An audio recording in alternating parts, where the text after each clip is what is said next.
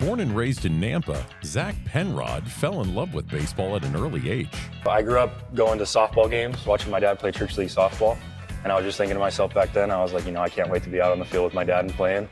And then I had an older brother who I grew up watching him play and just got antsy and just, I grew up in a family of 4 boys, so all of us were playing, so we were at the field 24/7. And I think if you're there that much, you have to kind of love it, otherwise it just gets a little bit draggy. You might know him as a pitcher today, but that wasn't his dream while playing high school ball at Columbia High. Yeah, I was actually an outfielder. I was pretty stubborn at the time. I didn't want to pitch. I had a good arm from the outfield, and so everybody was like, why don't you try your luck on the mound? And I just thought to myself, well, I'm an outfielder. I'm going to be a hitter. I'm going to be in the profession. I'm going to be in the MLB as a hitter.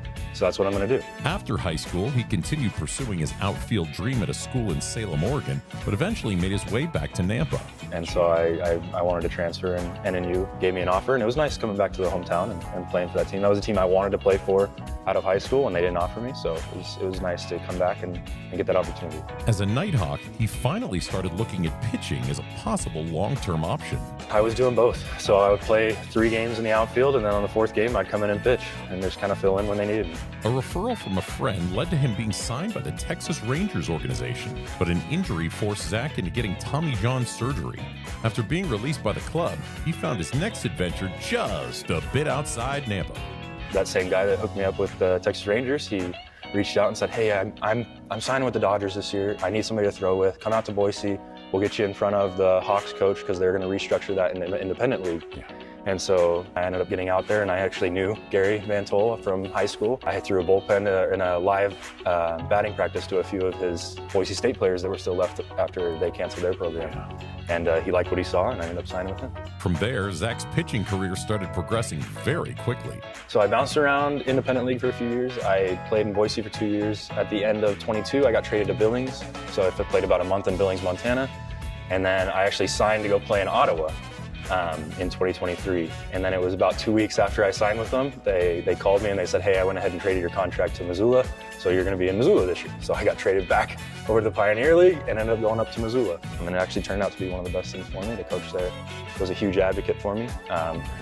Red Sox called in about mid-August, said they were looking for a starting pitcher, and my coach kind of stuck his neck out for me, and because they were a little nervous about my medical history, he stuck his neck out, and the rest is history. I signed with them August 15th, which is actually my mom's birthday. I signed with them on my mom's birthday. They sent me to Greenville, South Carolina, where I met the team there and ended up finishing the season with them. And in September of last year, he got the call that every baseball player in the world dreams of. They called me the night of the 13th. It was about 10:30 at night. I got a call from a number that I didn't recognize. So I just kind of let it go, but I was like, that's kind of weird. I don't usually get calls this late at night. And then my pitching coach called me, and I was like, all right, this is weird. Like, I've never seen anything like this before. And I answered it, and they go, hey, like, this is the opportunity you've been kind of waiting for your whole life. The team needs a pitcher. They're calling down for you and another guy. We're gonna have you meet them in New York tomorrow morning. So we'll get to the flight details and everything like that. And I kind of blacked out after I heard him say you're going to New York to meet the team. And just like the prospect of like making my debut in a place like this historic as like Yankee Stadium and like playing for Red Sox-Yankees rivalry, my heart started racing immediately. I was nervous, but like beyond excited. I remember I hung up the phone, I just made eye contact with my wife, and I just broke down because that was just kind of, she'd been with me through everything. We started dating actually after graduation here at Columbia, and so she'd kind of been with me the entire road.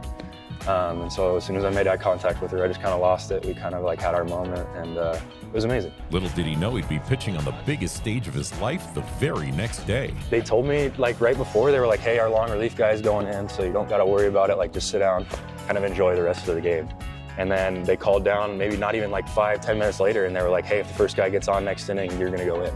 So I had to kind of like shift my mentality pretty quick. And all I remember the entire time I was in the bullpen was like, just throw a strike, just throw a strike, just throw a strike. And then I came down the corner of the bullpen, and I got the gate open for me, and I started walking out on the field, and I don't remember anything after that. I started my jog, make sure I didn't run too fast so I wasn't out of breath. And I heard him announce over the microphone that it was like making his major league debut. This is the major league debut of the left-hander Zach Penrod, just called up from AAA Worcester.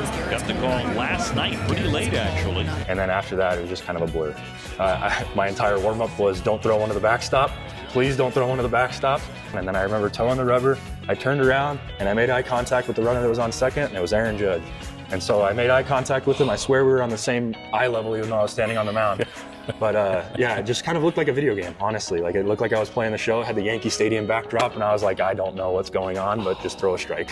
Dang, I ended up grooving the first one, but luckily Wells kind of took it, and then it was after that, it was a kind of muscle memory. You kind of remind yourself that it's just a game, you're playing a game, and you've done it a million times, and so you know what your body knows what to do, you know what to do, just kind of get the job done. He'd finished the season with the Red Sox, playing in 7 games while sporting a 2.25 ERA with 3 strikeouts over 4 total innings. But there's one inning against the Yankees he really remembers. So I struck out Austin Wells, I struck out Jazz Chisholm, and then I walked Jason Dominguez, and then I got to face Anthony Rizzo, which was crazy for me because I grew up, watching that guy play.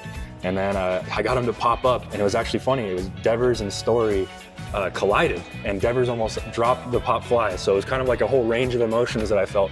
I watched it go up thinking, you know what, I got out of the inning, I can check out a little bit. And then I watched it kind of bobble around thinking, oh gosh, I might need to throw another pitch here. So it was a lot. Needless to say, Zach is elated to be the first Nampa School District student athlete to play in the big leagues.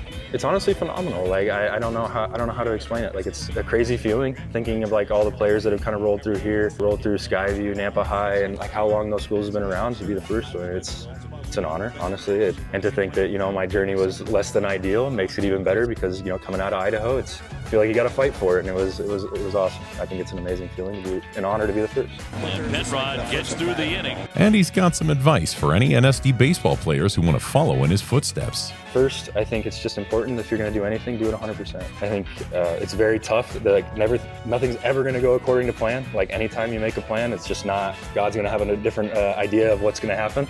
And so you kind of got to roll with it. And so, doing everything 100%, like trusting in yourself, trusting in your abilities, be confident.